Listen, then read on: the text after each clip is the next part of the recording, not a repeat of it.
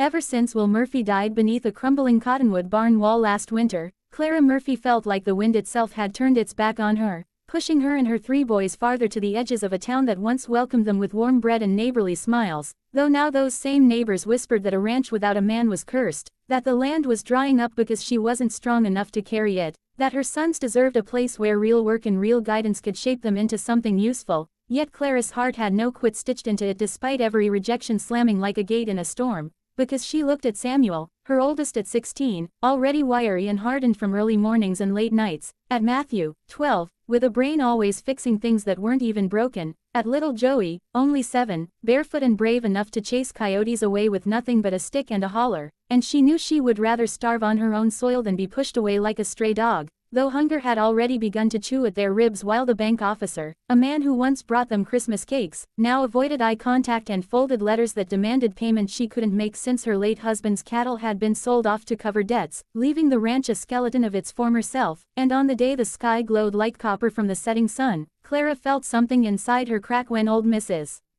Duncaster, the mayor's wife, marched right up to the porch with her stiff lace collar and sharper tongue, announcing that the town board had taken a vote and decided her boys would be better off with foster families who could provide a proper upbringing, which was a polished way of saying they wanted to scatter her family to the wind because they believed a widow's love wasn't enough. So Clara stood taller than she felt and politely but firmly told the woman to leave her land, though tears burned behind her eyes once the wagon wheels faded down the dusty road, and that night, sitting beside the dim lantern with her boys sleeping on a mattress patched with hope instead of feathers, Clara prayed aloud, not asking for riches or miracles, only that God send someone who wouldn't treat her like a burden, someone who would see her worth even in the dust and the calluses and the tired bones, and while she whispered that prayer into the dark, far away across the plains a cowboy named Cole Barrett sat by his campfire sipping black coffee, staring thoughtfully at the letter in his hand that told him his work with the cattle drive was finished and he was free to chase whatever future waited on the next horizon, though the quiet flicker of flames made him restless, because Cole wasn't a man built for drifting forever, his heart too stubborn to believe he was meant for loneliness even if life had tried to convince him otherwise, and when he folded that letter, saddled his horse Whiskey, and steered toward the glow of the town ahead, he had no idea that destiny was already waiting for him in the form of a widow who had nearly given up believing in heroes. While back at the ranch, Clara stepped outside to breathe the night air, forcing her fear down deep where her boys couldn't see it. Then a distant figure appeared riding through the moonlight, dust trailing like a ghost behind him, and her breath caught because strangers rarely had reason to come this far out,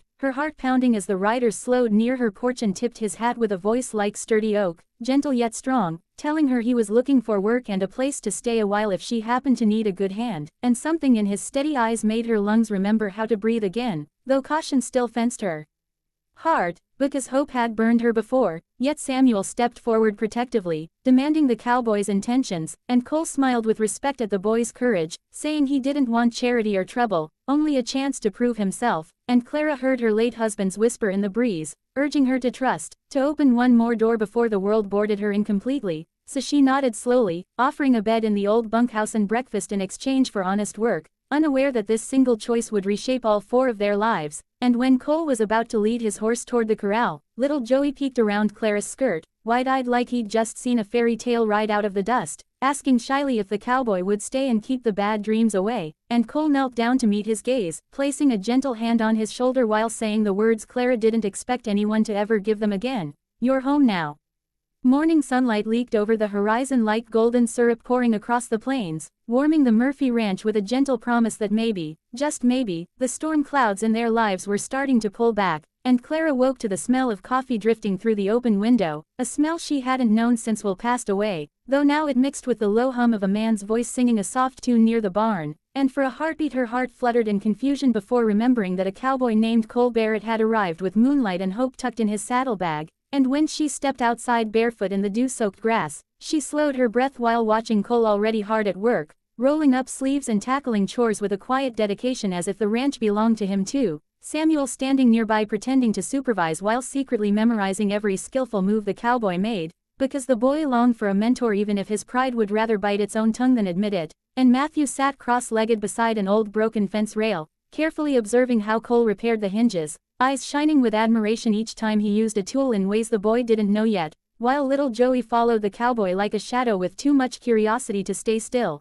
asking questions faster than Cole could answer. though the cowboy never seemed bothered, chuckling and ruffling the child's hair as if he'd known the boy longer than a single night. And Clara watched all this with a swelling she hadn't felt in ages, a mixture of gratitude and fear stirring inside her ribs, because a stranger was stepping into roles she never asked him to fill, roles she'd been told she couldn't fill alone, and the thought of depending on someone again felt like a cliff too steep to trust, yet that same thought soothed her heart like a warm palm pressed to a cold cheek. Then behind the new peace lingering in the air, trouble began to stew far down the dusty road, trouble shaped like Harold Finch, the most prominent cattle owner in town and the very man who had once offered Clara a proposition after Will's funeral, a proposal of marriage that was less about love and more about acquiring her land, and when she refused him politely yet firmly, Harold's pride curdled into something venomous, turning him into a shadow that kept creeping around the edges of her life, and word had already reached his ears that a new man had arrived at Clara Murphy's ranch, stirring whispers about impropriety among the town's gossip hens, though gossip wasn't enough to satisfy Harold anymore because he hated the idea of anyone helping Clara keep what he believed should be his, especially not some cowboy with a strong back and an easy smile, and while Clara didn't yet know that Harold's jealousy